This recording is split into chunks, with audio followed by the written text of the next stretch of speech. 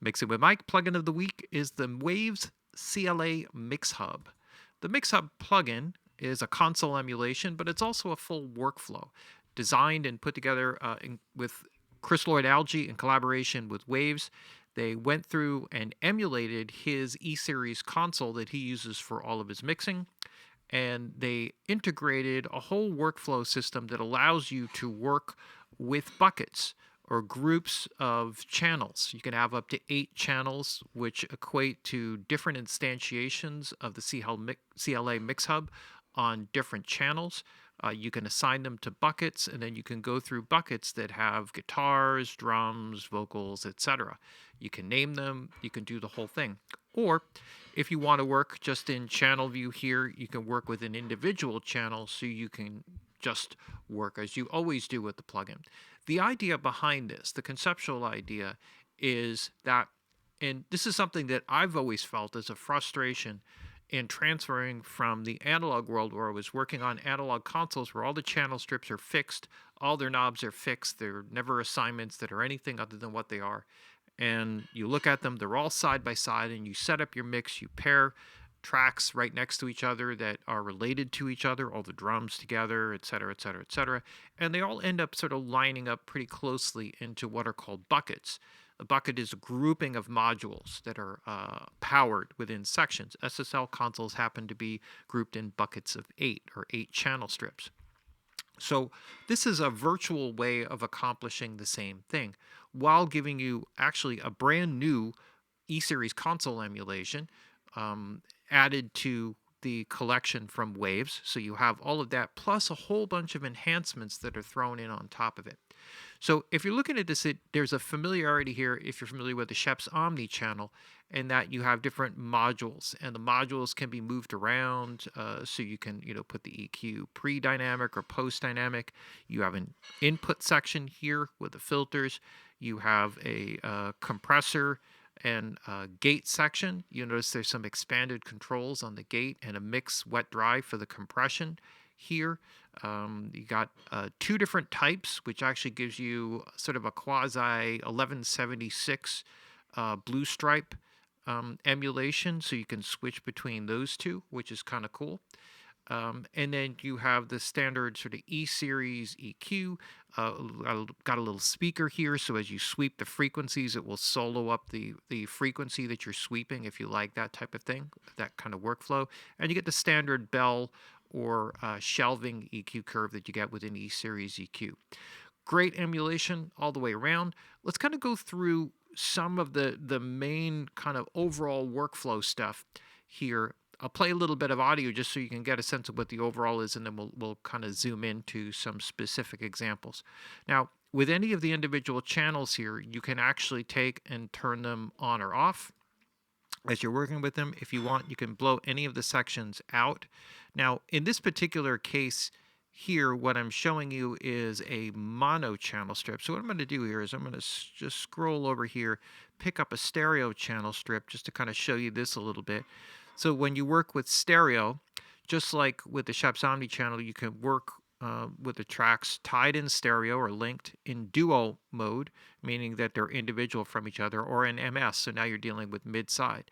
You have this ability to do this with the independently with the input section, equalizer, and compressor section. So you can actually apply those dynamic connections and equalizations different to left and right or mid and side within any component area of the channel strip. So the stereo implementation gives you a lot more control. On the dynamic section side, there's a bunch of cool things, which is that on the side chain, you have a whole separate independent EQ, which is independent of the channel EQ. So now I can use, on the dynamic side, I could use this EQ here, let me go back to it, to key the side chain of the gate or the compressor or the full dynamic section. And normally, if you did that on the actual console channel strip, you could assign it, but then you would lose that EQ on that channel. So here you get the best of both worlds. There's so much here, it's hard to know where to start. So let me just kind of go back here to the input section. So you have a line trim. It also gives you the ability to overdrive the input. So if you switch into the mic pre, anything out of the 0 position will give you an overdrive component. So you can drive the channel this way, the same way you could if you were driving a line level signal into a mic preamp. But it gives you a bit more range than that. The analog gives you the harmonic distortion, eats up a little more CPU power, but you get a little bit more of that analog edge. The noise is just the analog noise that's inherent in all analog components that's particular to this console. Phase inversion, minus 20 dB pad. So if you want to drive the mic preamp up pretty high, you can put the pad in there, and that'll keep the level at some reasonable gain stage. High pass and low pass filters, nothing new there. That's all pretty straightforward. So we have that. On the EQ side of things, if we zoom in on the EQ, high frequency bell or shelf EQ, high midband, low frequency band that either works as a bell curve or as a shelving EQ. So all of that is straightforward. The only additional feature here is added in the speaker selection. So as you sweep the frequencies, you can hear what frequency it'll solo up to the frequency area that you're zooming in on. The dynamic section is where things kind of, where you open up a ton of possibilities in terms of working. Now, what you have are the normal same 3 controls here. Fast and slow attack is available to you. The ratio control as per normal. You also have the, release time as per normal, and then you get 2 types. So the threshold, all the 3 main settings here are the same, except for you have the ability to have what he calls bluey. This would be if you have the CLA 76, then you notice that the bluey selection is the silver face with the blue stripe 1176, which apparently is his favorite. And it gives a completely different characteristic, which is giving you a FET characteristic sound instead of a VCA characteristic sound. And I'll A-B that a little bit, but it gives you a great addition, something that you could just throw in there that's different while having the same basic controls. So when you A-B the 2 of them, they sort of line up with each other, and then you could select which sort of sonic characteristic you prefer from them. Now, this is fun what we've done here on the gate. So with the gate is you have the normal threshold, you have the normal range control, you have a variable attack, which was always just fast or slow on the actual console, and those are the only 3 knobs that you would get. What he added in was the variable attack time. So you have that. The release time is as normal. So you have that from 100 up to 4 seconds. And then you have a hold control. So this is something that was actually added in on the J series console. They added in a hold control. So this was a couple models later that they added that feature in. And then this is very cool, a wet dry on the compression mix. So if you want to really saturate or super compress something, then you can run that in parallel. So you have all of that added in. Now, you have the sidechain EQ, and this allows you to apply the filter sections to the gate or compressor, the filter or the EQ section to the gate or compressor, so you can switch between those, or you could apply both of them to the full dynamic section. So this gives you the ability to just sort of apply any of the EQ sections to individual elements of it, or just put them all right into the sidechain, or just turn it off. And if you actually are monitoring this, you could see the sidechain listen. This would give you the ability to listen to the gate or compressor sidechain, depending upon what it is that you have selected, so you could hear the EQs as you're making adjustments to it.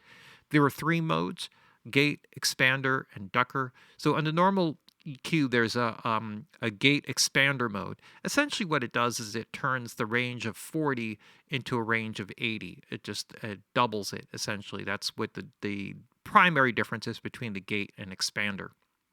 And the ducker is a new feature that's added in, which allows you to duck the incoming signal. And that might be something that you want to use if you want to, say, duck the bass part a little bit when the kick drum plays, like that type of thing. It's kind of designed for that. You have the external key. So if you want to run the sidechain, you can run it externally and implement, the sidechain EQ. Again, you got the link for the left and right. And you could operate stereo mono, stereo duo or MS mode. So loads here. And then you have the output section. So on the stereo instantiation, you have the from standard width to mono and then to reverse stereo. So you could do that. You have an extra wide mode. You have a filter here. I'm not exactly sure what that filter does, if that's like a low end filter on it. So that I'm not sure. My bad on that one. And then you also have a pan control for the center information, I guess. That's curious. Then you have the output control. Could have done a little bit better job on there. When you're monitoring, you could also monitor mono, left, right, mid, sides, etc. So you have loads of control here. The meters up here can show input, output, or gain reduction if you want to see the view for gain reduction. Normally what you get is these meters here, these LED meters. So it's sometimes a little bit, if you're not used to them, hard to gauge the gain reduction. So, wow. So as if all of that wasn't enough, that's just the channel strip setup. Now you get into the whole bucket thing. So what we have here is we have these individual sections. Let me just kind of close this down. We have these individual sections and the output section. You also have the ability to add inserts. So anything from the waves collection can be added in. And then you could take this insert point and move it around. So you want to add, an LA2A to this. You could load up the CLA2A and load that in there anywhere in the channel strip, giving you a true insert point, and then that would show up. So you have that capability just like you do with the Sheps Omni channel. All that stuff is the same. Bucket view is where things change. So when you open up bucket view, now you have a series of 8 buckets, each with 8 channel strips that can be assigned to it. Okay, so what you see here is a full bucket. This is actually showing the output section because that's where I was left off. But if we go over here, I can go to this. I could see the input section here, the EQ section for each, the dynamic section for each, and the output section. What this does is it gives me the ability, for example, if I'm working with the EQ, and let me just go over to the guitars. Let's say I want to work with the EQ for the acoustic guitars or a pair of rhythm guitars that are basically doubles of each other. I can see the settings side by side. So as I'm going through the settings and making adjustments, I can just visually just line and match them up. There's also ways, if you start right-clicking on things, you can sort of copy.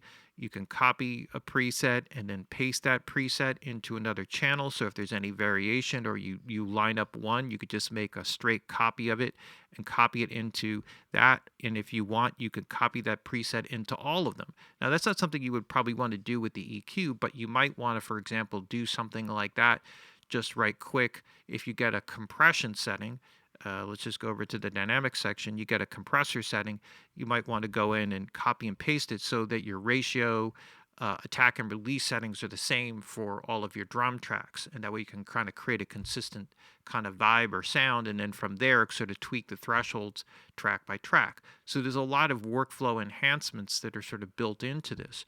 So as you're working, you get a bit of a flow, for how you go. Now, what happens here is you see that there are all these channels that are set up here. So what will happen is, let's just say that I call up, for example, I want to create a vocal section here. So let me go back to channel view. So this is my vocal channel.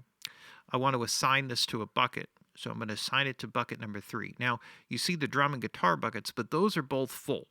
So I want to create a new one here. It's called bucket 3. If I want to, I can give it a different name. So I'll just call it Vox for vocals. And now if I go to bucket view, I can now see the channel assignment right here. Now I can add other channels. So if I want to go, if I put this in and I could select another channel, but that's going to take away something else, I can add it in this way. Or if I go to the assign section here, I can scroll down and I can see other available channels, right, that are in channel strips. So let me just see. So anyone that doesn't have a highlight on it that's grayed out here, as you can see, does not have an assignment. And each one of these lines up with the different colors, so you see the full color scheme. You could also sort them, by name or by bucket or, in this case, no sorting. And now I can close that. And now I can see I have all my vocal channels here. This is showing the input, all my vocal channels with the EQ, which is great because now I have the different harmony parts here. I can go through the different harmony parts, match up EQs, or maybe I want to adjust the EQs side by side because maybe they're low, mid, high harmony parts, and I want to kind of adjust the EQ to help enhance the frequency areas where they sing in, etc. I can match up the dynamics. Again, I can copy paste, et cetera, et cetera. So you could see how the workflow of this just starts to really, you know, get really powerful. I can also, within any of these, if I want to, I can move them around in any order. So whatever order I have them in on the actual in the DAW doesn't really matter. I can move them around. If I want to prevent myself from moving around, I can lock it up. So now what that'll do is it'll prevent me from moving around anything within the bucket. I could also trash the bucket, right, to eliminate the settings here. Now, to switch between the buckets, I can just kind of go through them here. Again, I can, rename them from any place, from there, or depending, or if I'm in the assign window, you could see them all displayed here. If I go back to the channel view, I can also rename that bucket here. That's the bucket that it's assigned to. So I have that, and any other channels that I add on, if I load up that plugin, I can just assign it to an available bucket. And if it's available, it will show up here. So you can see I could add a channel to the Vox bucket and it's already checked there, or take it off of them. So the whole idea is just workflow enhancements. And you could see how this process can make the workflow so much easier. And once you get it organized, and it actually doesn't take very long at all to get it organized. You just open up the first plugin, and then you just start loading the channels in one by one, the tracks in one by one, and it goes pretty smoothly. All right, so just to give you an overall idea, I just whipped together a quick mix here. It's actually part of a previous mix I did, but I replaced my Sheps Omni channel with the CLA MixHub. I'm not going to compare the two because my settings are completely different, but just give you an idea how I could take something here and just really open something up. Here is what it is with the MixHub, and then I'll just A/B the overall in and out, and we'll go through a couple of other settings here along the way. You went your way, and I went mine, drifting slowly down the road, walking the line. And all these cars are passing me by, and all these dreams, they seem like a blur. Just like a blur. So obviously that's pretty intense. Difference there, especially with the guitars, where the original guitars are very dark, and it can really bring out a lot of bite and edge to them. I just wanted to show a couple of things here. This is just in particular with the vocal track, right? Just to show you the difference between the blue stripe here and the VCA. So we'll solo up the vocal here. You went your way, and I went mine, drifting slowly down the road, walking the line. And all these cars are passing me by, and all these dreams, they seem like a blur. So you can see how it has much more of a glassier, smoother kind of quality than the VCA. And this is actually, it's very true to the differences between an 1176 and a VCA compressor, which is what the channel compressor is.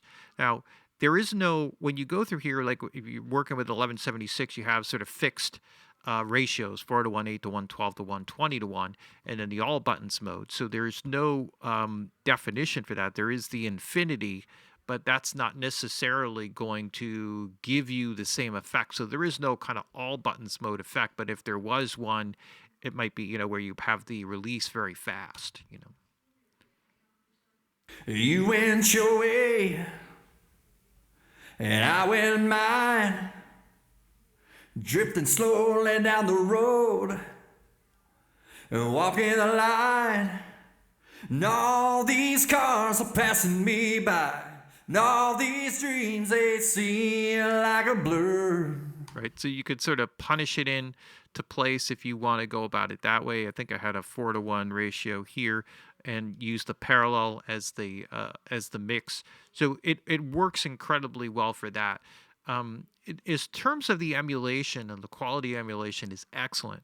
It's very good. It actually the workflow, sound, and feel, which is the most important thing. And when I say feel, I'm not just talking about the knobs being in the right place, because all of that stuff is pretty much easy to do, and you get the the workflow from that. But when I actually go about the process of putting together, and equalizing things, and working with the compressor, it feels like the real thing. Like when I do it, it's responding the way that I would expect it to respond. And there are probably very few people who've worked as much on E-Series consoles as Chris Lord-Alge, and he's very intimately familiar with his particular console. They're not all exactly the same, although, very close. Um, but he's just done countless mixes on this, and I'm sure he would not release anything unless it really felt like the real thing. Here I just wanted to show you how you can overdrive something here. So if I take this, I can just put a little distortion into it, drive it a little bit. You went your way, and I went mine, drifting slowly down the road, and walking the line. And all these cars are passing me by, and all these dreams, they seem like a blur. So that actually kind of works pretty well, where you can bring in a little bit of grit into the voice. You went your way, and I went mine, drifting slowly down the road, and walking the line. And all these cars are passing me by, and all these dreams, they seem like a blur. Might be worth putting in a sibilance plugin in there in the middle. So you can see how effective that is. One other thing that I wanted to show you here in particular, just because it focuses on some of the other differences in here, because things like that work really well for stuff like basses and things like that, where you want to bring a little bit more grit and bite out of them. So this is, it's excellent for that, having that ability to sort of drive the input channel. It's a classic thing. And essentially, you're getting, with the analog, you're getting the harmonic distortion characteristics and all of that you would want to have. One thing I wanted to show here on the snare bottom track here. So let me just, for a second here, let me just zoom in to the snare bottom here for a second, and then here, and then I wanted to focus on the gate section just to kind of give you a little bit of idea. So I have it set up in gate mode. I'm just going to set the range here to a maximum. Now, what I can do,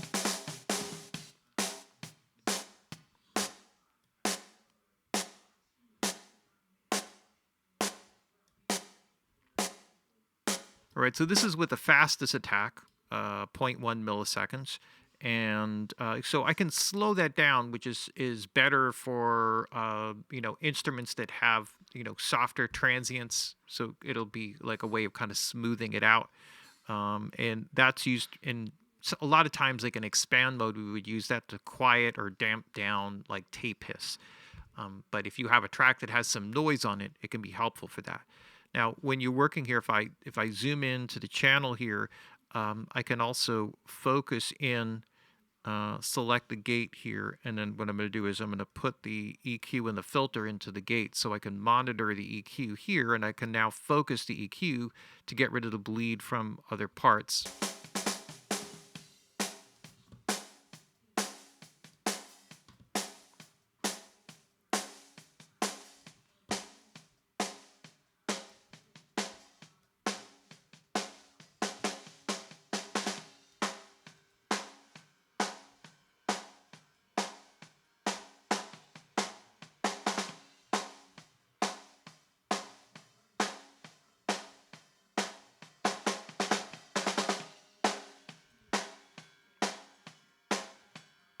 All right, so maybe I can, just put something in there to kind of filter away any other things that might be like rumble. There's not really a problem here, but that might be bleeding in and causing problems with the gate triggering. So I have that ability to put that turn off the sidechain, listen, and now I can just set my threshold.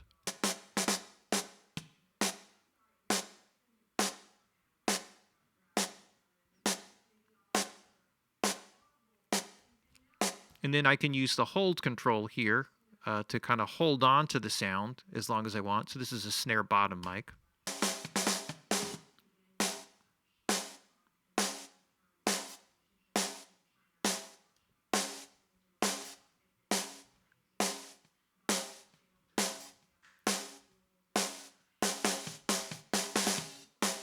Right, so I can shape it this way. I can mix it in. It's also kind of a like a common thing here to take this, compress it pretty heavily,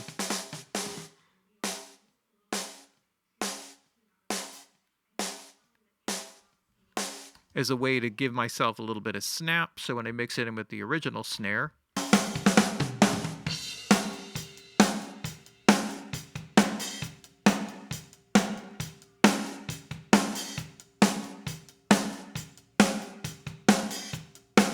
and if I want the sound to be like a little bit more open, this way I can control the high end, that edgy, kind of sizzle, and then mix in how much I want, or if I want to open it up a little bit.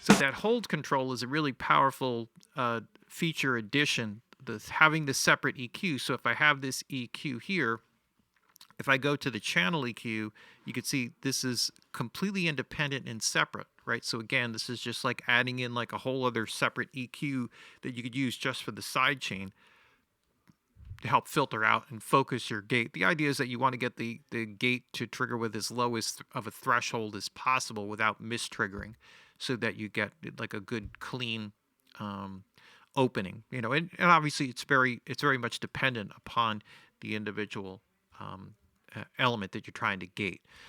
Some very powerful features in this. I really love the workflow. If you looked at some of the videos, you could see in bucket view that there is here I can put the input section, right? So if I wanted to, I could actually open up, if I wanted to see, for example, the whole channel strip, I could just open up any four of them here. Go back to the drum view, and now I have, my, and let me just do it this way. Open this up to the dynamic section, and then I can open up another one here and open this up to the output section.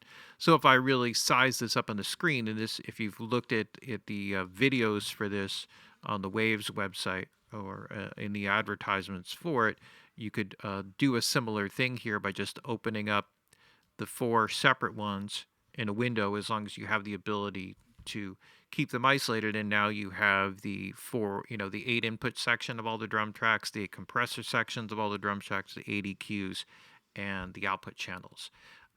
The line trim here on the output channel is connected to the line trim that's at the input of each of these sections. So as I pull this down, you'll notice that it pulls it down there, and if I reset it over here, it will reset over here.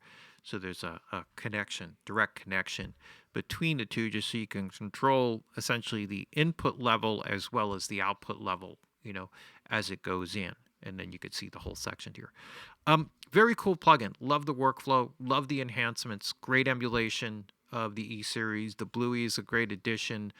Working with the buckets and all the features, there's loads of little right-click type of things that you can do for copying and pasting and adding modules into different sections and stuff like that. So it's a fun, great channel strip for mixing. Where you want to kind of optimize a workflow, and it has a lot of great enhancements that are very musical and well thought out. So there you have it. Plugin of the week from Mixing with Mike.